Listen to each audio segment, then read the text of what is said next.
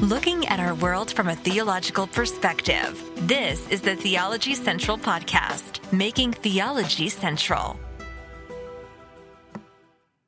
Good afternoon, everyone. It is Friday, June the 18th, 2021. It is currently 12:46 p.m. Central Time, and I'm back here at Victory Baptist Church. Yes, I'm back here at the church. I'm inside the church. I'm inside the sanctuary at Victory Baptist Church, located here in Ovalo, Texas. And we have a lot to talk about today. Yes, we do. And we're going to start with something kind of controversial, maybe.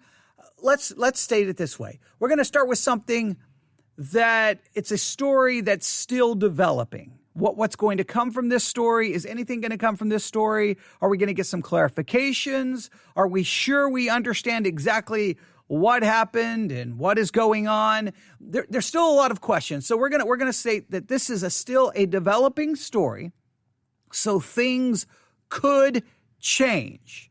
So let me make that very clear. Things could drastically change in the reporting of this story, and that anything I say right now, what you need to do is just take it and say, okay, that's what's being claimed. That's what's showing up on different websites. Let me do my own investigation and see what I find. As you do your own investigating, please feel free to share that with me at newsif@yahoo.com, newsif@yahoo.com, because I will take what you have discovered, compare it to what I am discovering, and then we'll put it together, and then we can come back and offer a clarification, or I can turn the microphone on again in the future and say, you know what? Remember when we reported on that and it was developing and we couldn't be completely dogmatic? Well, now we can be dogmatic. So either way, it may change our reporting on it. It may clarify the reporting, but anything you can do to help, I greatly appreciate it. I've said it before. The listeners of this program, you're my research team. You're my research team. So in fact, the whole reason we're getting ready to be talking about what we're talking about is because of a listener sending me information. So literally, you guys are my research team. So any help you can be right now, thank you. If you're listening live and you start doing some research and you start finding some things, please share it there in the chat. If you're using the Spreaker app, just hit the little chat icon and share whatever you discover and whatever you find. But we're going to talk about this and see where it goes. And, I think it's very important. All right, so let's start this way. We all know that this week was the Southern Baptist Convention, their annual meeting. And there was a lot of controversy surrounding the SBC in their meeting, a lot of discussion about critical race theory, which is nonstop. I mean, everywhere you go in Christianity, it's critical race theory, critical race theory, critical race theory, critical race theory. In fact, while I was driving here, I picked up my mobile device. I went to the Edify Christian podcast app. I pulled down to refresh all of my subscriptions. I hit play on the very first one, and guess what it was? A 1-hour discussion about, come on, everyone, tell me.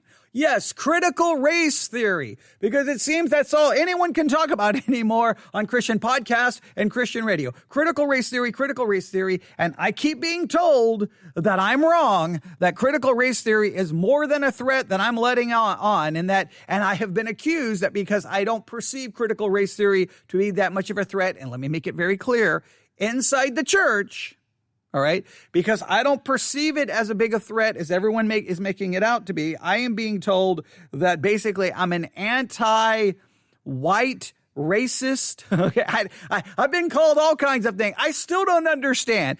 And let me make it very clear. I'm not saying that I agree with critical race theory. I'm not saying that critical race theory can create problems as a new philosophical paradigm as culture embraces it, as more and more people embrace it, as it tries to be pushed in workplaces and schools and education, et cetera, et cetera. I just don't perceive that in the majority of mainstream evangelical Christianity, and especially in conservative churches, that critical race theory is much of a threat. I mean, when you have what was it, 83% of the white evangelical world who voted for Donald Trump? Do you believe that those churches where all of these Trump supporters were voting Republican, that's so politically hijacked to the right that really those churches are in danger of critical race theory, and they need to be like, hey, critical race theory is a threat to the church. We need to be worried about critical race theory. I still don't get it. I don't think it's that much of a threat to the church. And those churches that will embrace critical race theory, trust me, that's the least of their problems. When you start looking at those churches that will embrace it, go look at their doctrine on the doctrine of inspiration of Scripture and inerrancy. They're so theologically gone that critical race theory is not even a concern at that point. It's all of their other doctrinal issues. So you've got churches that are so far hijacked politically to the right that they're never going to have to worry about critical race theory because no pastor in those kind of churches would ever try to introduce it. It'd be the end of his job in 3.2 seconds. So that's not a threat. And the churches that are so far politically hijacked to the left, they've already abandoned any meaningful doctrine of the inspiration of Scripture, the inerrancy of Scripture. So critical race theory is not even an issue. So once again, I don't believe critical race theory is that much of a threat to the church. Now, whenever I say that, people get mad. People get upset. I believe the issue in the American church remains the same. Theological illiteracy, biblical illiteracy, church history illiteracy. The church is a mess biblically, theologically, doctrinally, and our understanding of church history. That's the problem. That's where we need to be focused. But no, CRT. I could grab the phone that's way down there at the end of the table. Actually, I should have put it in another room because I'll get some kind of notifications that will mess up this live broadcast. But if I was to grab it right now and just open up the Edify Christian Podcast app, I could probably just go through and start counting how many podcasts are about CRT. And I'm like, what is there? Like, there's no other problem in American Christianity other than CRT. I don't get it. But the Southern Baptist Convention was meeting this week, and CRT was a great concern, what they were going to do. And I will say that I guess it didn't turn into the fireworks that maybe people thought. A lot of people, I put it this way. I still think there's a lot of people in the Southern Baptist Convention that still are not happy. And I think there are many that will consider pulling their churches out of the denomination. But it didn't turn into maybe the sparks didn't fly like a lot of people thought. So CRT, a lot of discussion about CRT and a lot of concerns about CRT in the Southern Baptist Convention. Another concern was the fact that, say, one of the largest Southern Baptist churches in America, Saddleback Church, Rick Warren, ordained 3 women to ministry. So what is the Southern Baptist denomination going to do? What are they going to just say, don't do that anymore? Are they're going to remove the church? What's going to happen there? I have not been following to see if anything definitively came out. And then there's a lot of discussion in the Southern Baptist Church about the issue of sexual abuse within the church. And, what's the church going to do? They're going to investigate it. Who's going to get that information? So there's a lot of things going on in the Southern Baptist Convention. And on top of all of that, they elected a new president. And that new president is ed-litton. Ed, Litton, Litton. Ed-litton. Now, the way he's being described in most of the things I have read as a moderate. He's not really using, I still don't like the word right and left because to me those are political terms and not theological terms. But I will say this. He is considered moderate, not theologically conservative and not theologically liberal. Now, the fact that he's theologically moderate is probably going to mean that there's going to be people who are liberal and people who are conservative who are not going to be happy and still may leave the denomination. I don't know, but that's the thing. You can go back and look and to try to determine if you would consider him conservative or liberal or moderate. You can draw your own conclusion about that. I mean, there's news stories everywhere about the new president of the Southern Baptist Convention. But today, I received an email in regards to ed-litton and some possible problems, some possible heresy. That's the idea of false teaching, false doctrine when it comes to the doctrine of the Trinity. Now, if this turns out to be true, once again, this will demonstrate what everyone keeps arguing to me about. Look, while everyone's worried about critical race theory, you ended up electing someone president who may hold to heretical beliefs about the doctrine of the Trinity. Okay, if that is the case, then the entire Southern Baptist Convention has proven that critical race theory to me is nothing more than a distraction from what the church should be focused on and what the church should be doing. Now, every time I say that, people get mad at me. And you say, well, I don't want critical race theory in my place of employment or in my kid's school. That's a cultural issue. We can talk about that. Again, I just don't believe critical race theory is a threat to the church, because I think most churches are just going to outright reject it. And while they're running around screaming about it, screaming that the sky is falling, we've got to fight CRT. In the meantime, most of the people in the church running around screaming, we got to fight CRT are, one, so politically hijacked that they can't even see biblical Christianity. And two, are so theologically compromised that they got more problems than worrying about politics or the issue of CRT. And that three, the church is so illiterate when it comes to theology, doctrine, the Bible, and church history that they need to focus on that. And I'm going to stand by that position. I'm going to stand by that position. And everyone can tell me that I'm wrong. Everyone can tell me that I'm wrong. I can't wait when we get about 5 years down the road and we'll see how, look what happened. CRT took over all of Christianity, and Christianity has been destroyed because of CRT. Or it'll be interesting that 5 years from now, if CRT, what was CRT? What are you talking about? What are you talking? Oh no, CRT was the greatest threat in the history of mankind. Don't you know? Oh no, I don't even know what that is. The church has got a million other problems. Yeah, those other problems were already back then, but nobody was paying any attention because we were worried about critical race theory and politics. But hey, I digress. So let's look at what's going on with ed-litton, the Trinity. And see what's happening. All right. I've already said enough controversial things that I'll lose probably 50 subscribers today, and people will get mad at me and say, I'm never listening to you again. Okay, but I understand that. But maybe you should just keep me. Maybe you should do this. Just subscribe so that whenever you want to hear a different perspective than everyone else within Christianity, you can go, that Theology Central podcast. He's an idiot. But he does offer at least a unique perspective where all the other podcasts, they all say the same thing. Maybe you can at least consider that. But here we go. Here's the email. Let's go first to the email I received.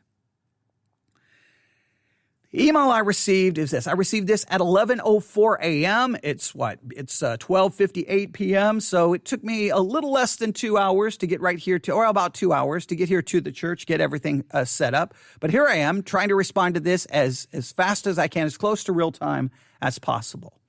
Here's what the person wrote. You might find it interesting if you Google ed-litton and Trinity. Apparently his church had a questionable doctrinal statement on the Trinity, and they changed it quickly once it started floating around Twitter. Which leads to the other question, how can they change their doctrinal statement that quickly?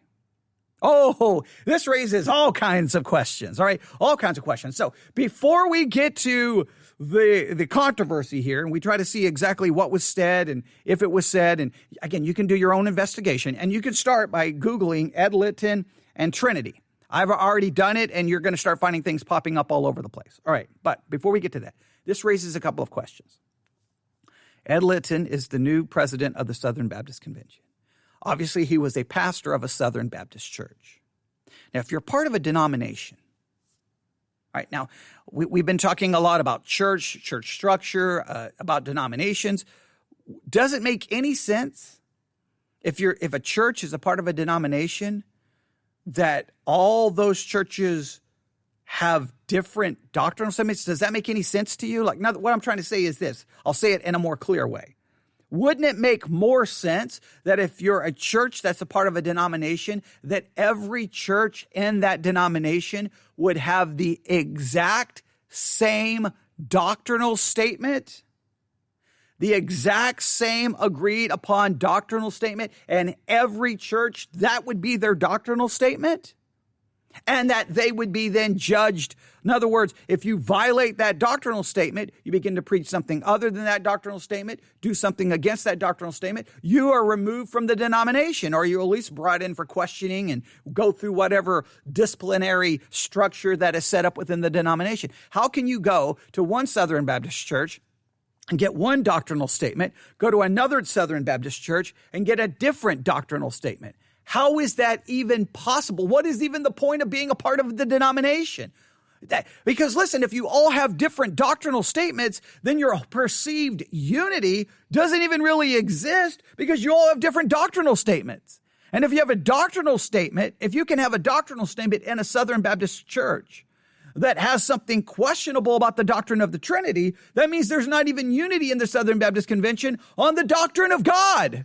So that means all your perceived unity is a fraud. It's a shadow with no substance. It doesn't make any sense to me. And trust me, I've heard plenty of sermons preached by Southern Baptists where they go flat out, whether they know it or not, and they preach the ancient heresy of modalism or Sabellianism, where they ultimately deny the doctrine of the Trinity. I've heard Christological heresies, ancient Christological heresies preached from Southern Baptist pulpits. I've heard it all. So why? Why wouldn't all Southern Baptist churches say, here, the convention says, here's the doctrinal statement. This is what you must believe. This is what you must teach. And if you do anything other than that, then you are brought up on possible charges of heresy in the denomination. But they don't do that. So I don't even understand what's the point of a denomination. What is even the point? And if you're a church and you have a doctrinal statement, how quickly can you change that doctrinal statement? Do you just, wait, there's controversy. Hey, go change that real quick. Hop on our website and change that really quick. Just delete that. Do you not have to go to the congregation? Do you notify the congregation? Do you tell the congregation you're changing the doctrinal statement? Do you just magically change it? Do doctrinal statements even really matter? Why do they even exist? All right. I think you can, it would be funny. It would be funny if you go to a church. Feel free to do this. If you go to a church, it would literally be hilarious. But if you go to a church that's kind of large. Now, in my church, it wouldn't matter because we don't have that many people here. But if you go to a church with any number of people, call your pastor and go, hey, what's our doctrinal statement? Do you have a copy of it? If you don't know what it is or where it is, print it out and then just Sunday between Sunday school, or if you're a Sunday school teacher, you could do so after church, or if you're friends with most of the people in the church, just start contacting people in the church on Facebook, phone, text, and just start saying, hey, what do you believe about this? And see how close the people in the church, their beliefs match up to the actual doctrinal statement of the church. Because a lot of doctrinal statements in churches, they're just there for show. They're never taught. Nobody actually knows what's in them. And it'll be shocking to find out how many people are sitting in the pew with completely contrary beliefs to the very doctrinal statement of the church that they're a member. And you would think that membership in the church would at least require some agreement with the doctrinal statement, or at least this knowledge of the doctrinal statement, right? Yes, no.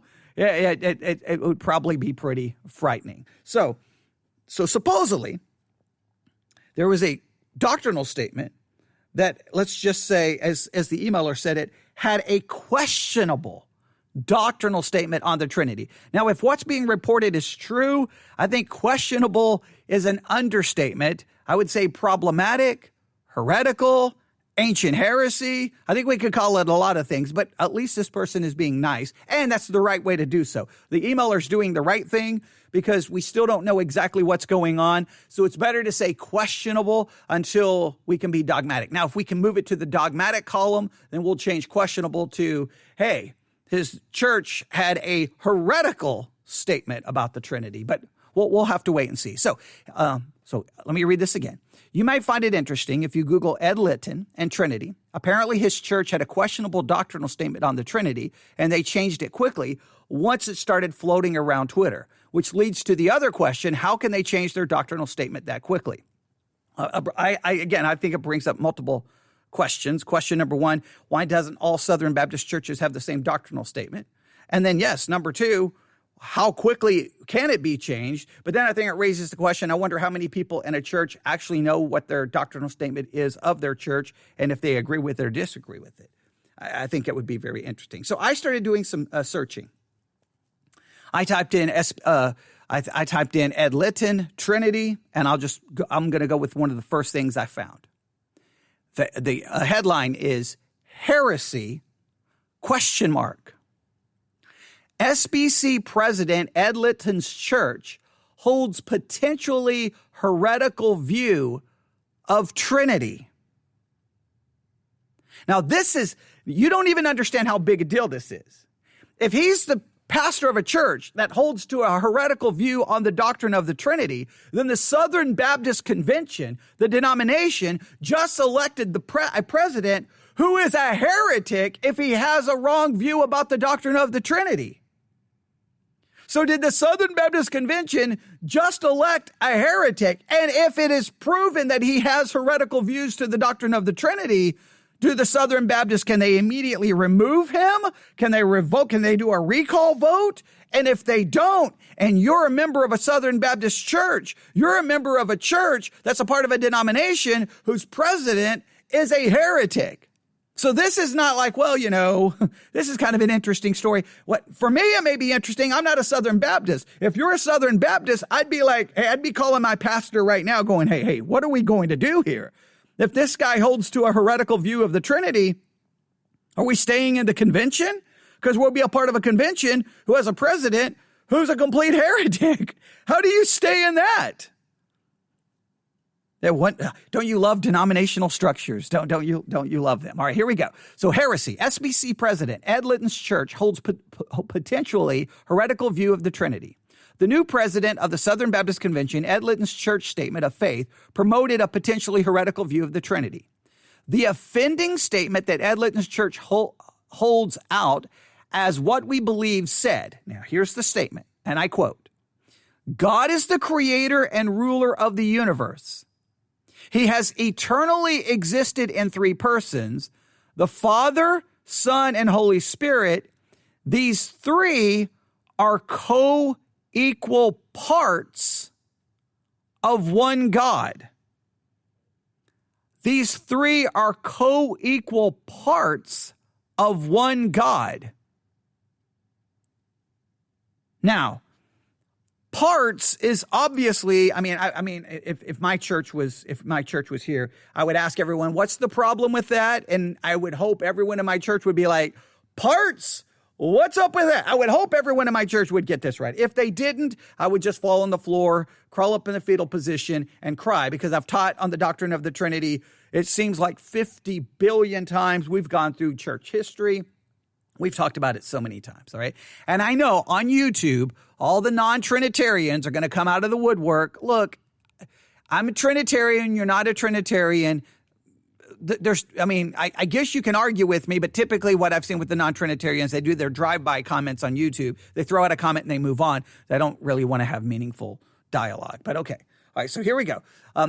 Parts. That is an erroneous view of God that some call heresy and others describe as erroneous and possibly leading to heresy or simply being an nuanced irrelevance. Okay, simply being an nuanced irrelevance. I don't think it's a nuanced irrelevance. Look, when we're dealing with the doctrine of, I get so tired of Christians who do this. The doctrine of the Trinity, it's so complicated. It's irrelevant. That's just one of those, you're making it all nuanced and trying to be all picky. It doesn't matter. As long as we're somewhat close. No, you're dealing with God. Either God is a Trinitarian or he's not. Either you understand the doctrine right or you don't. If you have the wrong God, you don't have Christianity. Christianity is either the belief in the triune God or it's a belief in some other concept of God. You have to have the right belief in God or your faith is vain because your faith is not in the right object. The faith is only as good as the object in which it is placed in.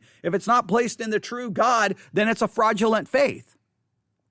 All right? Now, this heresy that is mentioned, if you go to monergism.com, you can find it, and which is a good website to go to, monergism.com. I spent a lot of time there. They go through some of the ancient heresies in regards to the doctrine of the Trinity. Now, we could turn this into an entire teaching on the doctrine of the Trinity and its ancient heresies. Maybe at church we'll go back and review these. But this is called partialism. All right, partialism.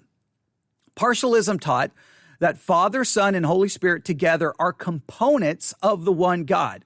This led them to believe that each of the persons of the Trinity is only part of God, only becoming fully God when they come together. All right, partialism. Again, partialism is an ancient heresy that taught that the Father, Son, and Holy Spirit together are components of the one God. This led them to believe that each of the persons of the Trinity is only part of God, only becoming fully God when they come together. Now, I don't know where. What I would like to know. There's a lot of things I would like to know. Why did they use that language in the doctrinal statement? Like, who wrote the doctrinal statement? Like, did he write the doctrinal statement? Is this a situation? Now, this could be the situation. Now, I'm going to do a lot of speculating here. I think many churches, when they put their website together, they're like, here's, just use this for the doctrinal statement. And I don't know how much the doctrinal statement is reviewed. I don't know how much, if they ever go back and reteach it. I don't know. So I'm trying to say that it could possibly have ended up there by mistake. But we need to, who put it there? How did it end up there? What was the source document for it? Did someone write that out, or were they copying from something else? If they were copying from something else, what was the original source? What was the original source? And because if you know the original source, then you can be like, well, why were you copying from that source? Is the original source suspect? What is going on? There's a lot of questions we have here. All right, so it's partialism is basically the idea that they taught. It's an erroneous view that some would call heresy. I would definitely call it heresy. Others would just simply describe it as erroneous. Well, if you're in error when it comes to doctrine, wouldn't that be heresy? Right? Okay, all right, maybe. And possibly leading to heresy, or simply being, as this article calls, an nuanced irrelevance. You're being too nuanced, and that's irrelevant, but it's not. The consensus is that it shows ed-litton to be another sloppy theological thinker as SBC president. As a reminder, we warned J.D. Greer was sloppy with his theology. Given the last 3 years, do any conservatives doubt our assessment of Greer? Of course, the Trinity is a difficult subject. Even analogies, as famed theologian and philosopher William Lane Craig warned, are fraught with danger. No question about it. When you start using analogies to try to describe it, typically you slide over into some heresy. But hey, don't worry about theological precision and an SBC president. At least the New York Times loves the SBC. All right. And then within a few hours of social media storm pointing out the heretical wording, the statement was amended. Of course, it was changed without any action by the church body. As one conservative Southern Baptist noted, how does an entire body of believers change their statement of faith in 42 seconds? All right.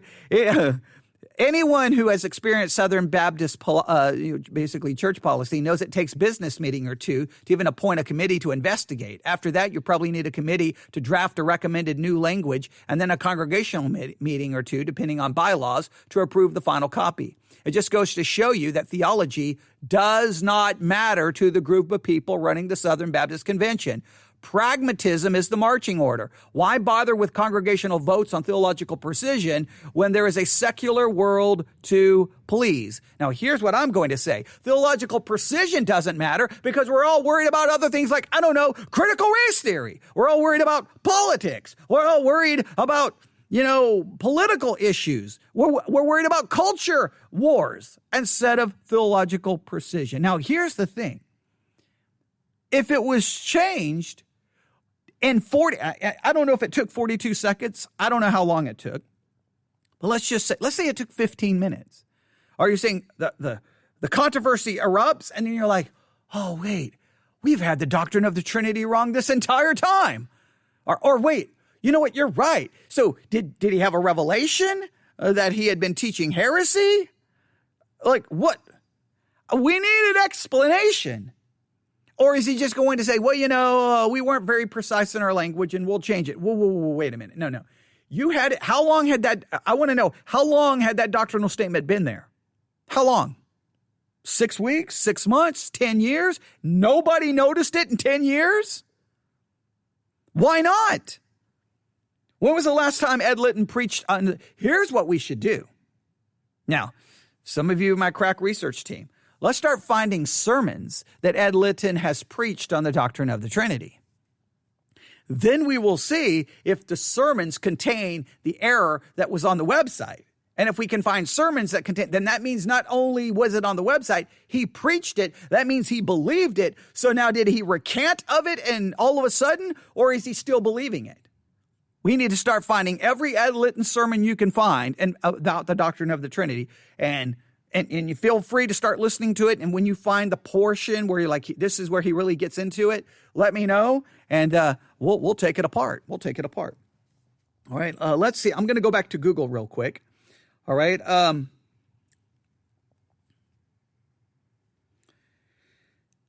Okay. Well, that's the first one I see. I was going to look for more. Articles. There's a lot of articles here. I thought they were all about this. They're all about other things. The first one is about the doctrine of the Trinity. It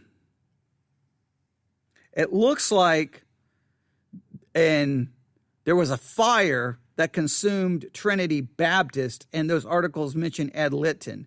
So that's why Trinity keeps popping up there. So that's why. Some of these articles don't have to do anything with the doctrine of the Trinity. Okay, here we go. Oh, we have someone else who's talked about this. All right, I'm going to find the audio for this. Hang on.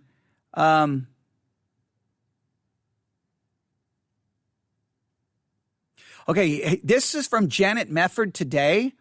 This was posted yesterday. Okay, so Janet Mefford today, in fact, interesting enough, I was listening to Janet Mefford today on the way here, and they were talking about critical race theory. But interesting enough, yesterday, they were talking about this. It says, the Southern Baptist Convention has voted in a new president, but why did ed-litton's church suddenly, after its online doctrinal statement on the Trinity, this is weird. Okay, it's written weird, but let me,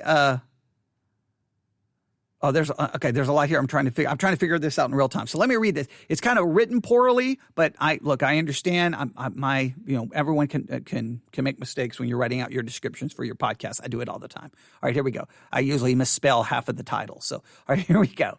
So let's, I'm going to read this to the best of my ability, and then we'll clean it up. The Southern Baptist Convention has voted in a new president, but why did ed-litton's church suddenly alter its online doctrinal statement on the Trinity after a messenger asked a jarring question about Litton's orthodoxy? So did the question come up during the convention? Because I think the people sent to the convention are called messengers. And what is the future of the nation's largest evangelical denomination now that even the leftist media is rejoicing over its downgraded trajectory? All right, so what we need to do is we're going to get this audio, find out where they start talking about this. You see here, there's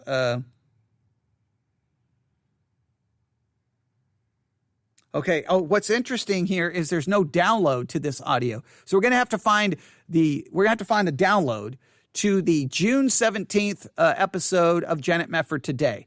We'll find a download. I'll search the internet. I'll figure some way to get this downloaded, and we'll hear what they have to say. This may give us further context. So, to Will, who sent me the email, thank you. Now you may have started us on a rabbit trail that I don't know where it's going to end, but that's the fun part of doing podcasting. That's one of the things I love is when we start digging in and investigating, like, okay, let's find this piece of the puzzle.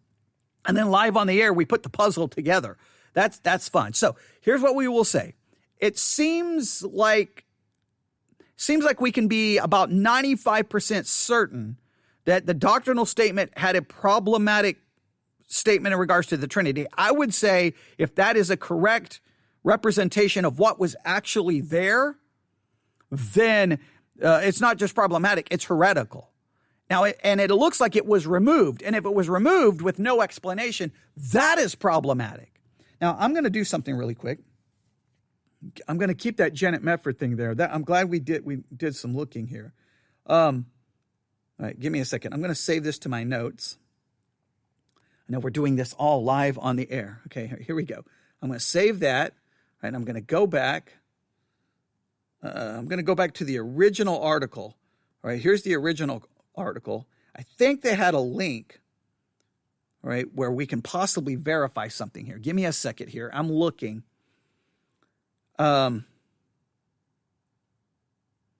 No. Okay, here we go. Got to close the ad. Okay, I'm going to web.archive.org. All right. All right. Okay, good. Well, James White, I may disagree with a lot of things he said, but he did write an amazing book on the doctrine of the Trinity. So, okay, so that's good. All right. Here I'm going to web.archive.org, and this brings up his church is called Redemption Church. And this is the archive, where it archives a website. So if it's changed, you can go back and look what it originally says. And and literally what we believe. The first thing they say is God. God is the creator and ruler of the universe. He has eternally existed in three persons, the Father, Son, and Holy Spirit. These three are co-equal parts of one God. So there's no question it was on the website. I'm looking at the archived of the website. No question about it. So that's heretical. That's just flat out heretical. I don't think there's any way to get around it. It's flat out heretical. Now, if that's flat out heretical and it was changed, either they're going to have to acknowledge it was put there by mistake, or that they removed it because it's controversial. Someone needs to find out what ed-litton believes, because I'm telling you, if he believes that, then the Southern Baptist Convention just elected a heretic to be in charge of their convention. And then I would have to tell every Southern Baptist church to leave, because you have someone in charge of your denomination who doesn't believe in the right God. I mean, this is serious. This is like, you know, you're not playing. It's not like you're sitting around the table playing poker with fake money. This is like for like real money. This is real stuff, real life with real consequences. So we need to get to this. So we need to find sermons by ed-litton on the Trinity, because that's where what you believe really comes out. Your doctrine. Look, churches have doctrinal statements all the time where the preaching goes against it. I mean, when I first moved to Texas, I met with a pastor in my house, and I went through and I asked 900 theological questions because we were going to join the church. And I went through all the theological questions about the doctrine of God, right? The Trinity, the immutability of God. Did he reject open theism? All these things. And he gave me all the right answers. Now, what was the red flag? He's like, I wish you would ask me something more practical. Well, that was problem number one. Well, then that Sunday we go to the church. We're supposed to come forward and join that day. And he preaches a sermon that's full-blown open theism. Now, their doctrinal statement of the church denies open theism, but open theism was being preached from the pulpit. All right, well, so sometimes listen to the preaching. Don't just look at the doctrinal statement. Listen to the preaching, because that's where you really find out what is going on. So we need to find sermons from ed-litton. Now, I'm going to do is I'm going to hunt down. I'm going to end this live broadcast. I'm going to hunt down that Janet Mefford episode from yesterday and find out what's going on. Now, Will's pastor was at the convention. So what I'm trying to figure out was the question brought up in the convention about this? Because, again, Janet Mefford is reporting it was a messenger who asked the question. Well, my understanding are the people sent to the convention are called messengers. So was it asked in the convention? And then that sparked the Twitter outrage. And then the next thing you know, the church pulled it down in record amount of time. I mean, I've got questions here. So here's what we'll say. We'll conclude this live broadcast this way, and then I'll go start doing some work, and I'll be back on the air here shortly. Here's what I will say. there's no question ed-litton's church had a heretical definition of God and the Trinity. No question. No question it was removed. Far as I know, there's been no official explanation. What we don't know is what ed-litton has preached on the doctrine of the Trinity in the past. We need to find ed-litton sermons. Number two, we don't know if, I still don't know if this was a question asked in the convention. Like, I don't know, like, do people just randomly stand up and ask theological questions? I don't know how it works there in the Southern Baptist Convention. Will goes to a Southern Baptist church and his pastor was there. Maybe Will can get us some information that I don't have access to. But we're going to pull up the Janet Medford audio if I can find a way to download it. And then we will review that here in just a few minutes. None of this is what I had planned to do today, but that's what I love about podcasting is we can just follow. We'll follow what's needed. And look, and I'll end with this.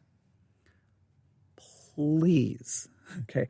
I don't care if your church never teaches doctrine, never teaches theology. It is your responsibility as a believer. Look, if your church is not equipping you, find someone who will teach you doctrine and theology. Find you some systematic theologies. Have a correct understanding of the doctrine of God, the doctrine of the Trinity, the doctrine of Christ, the doctrine of the Holy Spirit. I mean, start with something as simple as Grudem's systematic theology. I don't agree with everything in Grudem's systematic theology. There's some major issues I have. But when it comes to, as far as a systematic theology that's easy to read, well outlined, and a great place to start with Grudem's.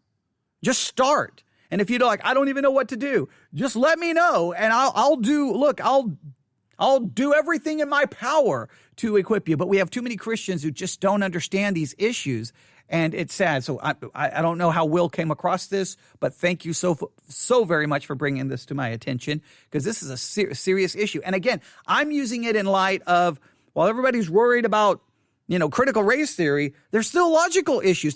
That's always in every denomination. The issue first and foremost is always theology before it is the cultural philosophy of the time. Now, I'm not saying we never warn about the cultural philosophies. Some cultural philosophies, we can see how they can come into the church.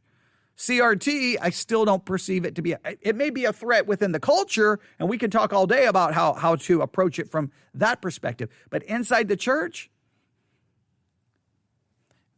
at least in the white evangelical world, I can say that, the white conservative Christian world, fundamentalist, whatever, CRT is not the issue. It's the theological mess that we have, theological sloppiness, theological heresy, theological error, because everyone sitting in the pew is theologically illiterate, along with the Bible being biblically illiterate and ignorant of church history. Look, if you're ignorant of church history, you may not even be able to identify what that heresy was.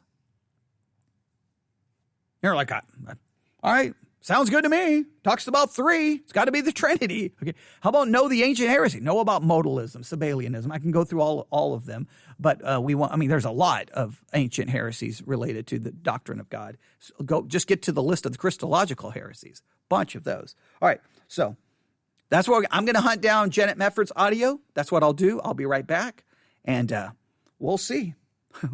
We'll see how serious a situation is. Now, here's what I know is going to happen. Prediction. Nothing's going to happen.